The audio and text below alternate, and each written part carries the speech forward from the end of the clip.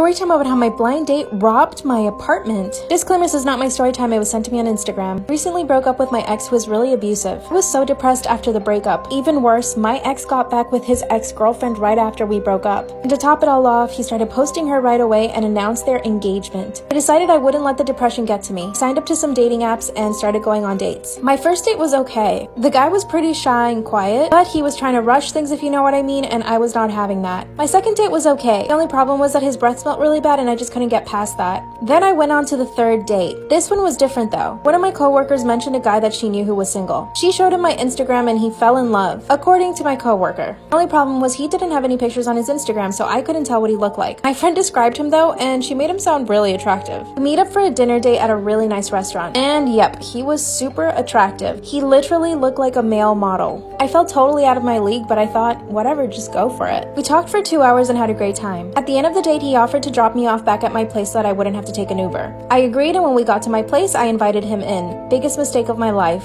Oh, I forgot to mention, I earn a pretty good living, so I have a nice apartment and nice things. When he came into my apartment, he kept talking about how pretty everything was. He kept saying things like, wow, that must have been really expensive. He even asked me how much I paid for my rug. Went to the bathroom and left him alone. When I came out, he said he had to leave, basically ran away.